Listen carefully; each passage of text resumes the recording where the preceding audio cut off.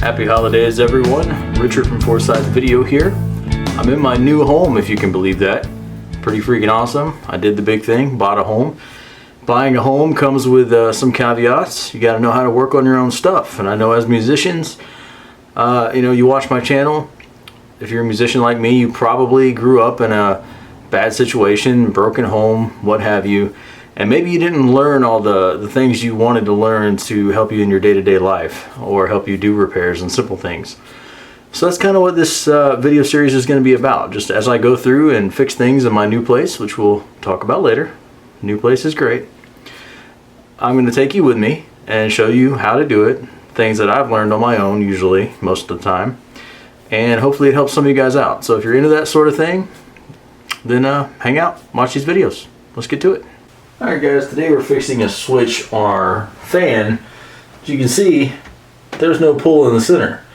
I can turn my fan on and off, but I can't turn the light on and off, and the light is stuck in the on position. And since it's not wired to its own switch, the only thing I can do is replace the little switch inside here. You see we're missing the threaded piece here too.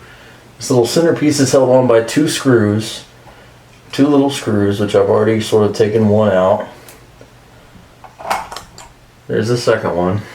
And when you take it out, you take this piece off. What you're left with is the inside where our little switch is. So this is what we need to replace. Okay, so this is the switch I got to replace the one that's up there. It's a 2-lead. What we have in there is a 3-lead, so I'm going to show you what the difference is now. Okay, so here's our 3-lead switch. This wire I clipped off already. This is the power in, so it went in like that.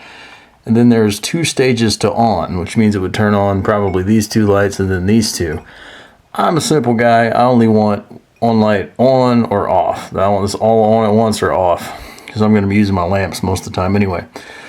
So I'm going to strip this wire back, and then these are going to get wire nutted together with a larger wire nut so that all 4 lights are running off just one switch. One click of the switch anyway. Okay, we've got our wire stripped. Now we need to make sure we do our power in. Really doesn't matter which one, which lead it is, because this just breaks the circuit, right? So we have to get our power in on one of these, which is, we're going to use this guy. This is that wire that we clipped. We stripped it back. That's just going to get wire nutted to our first lead here.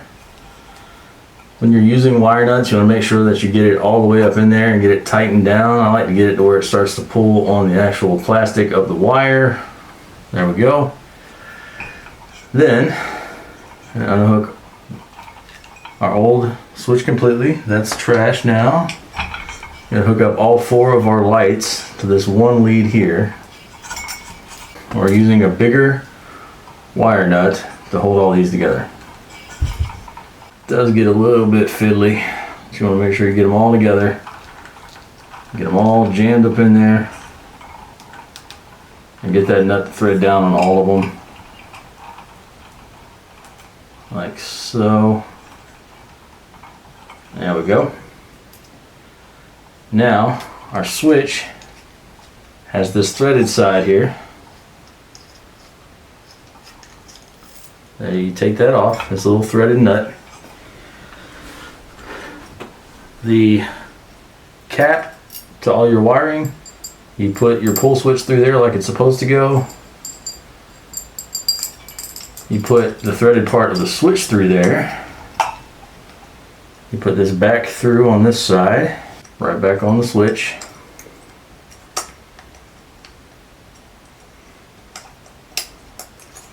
And it really only needs to be hand tight because these can break, they're plastic.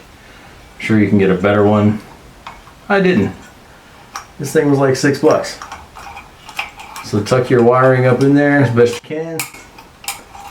Make sure your wire nuts do not pop off, because that's a nightmare waiting to happen.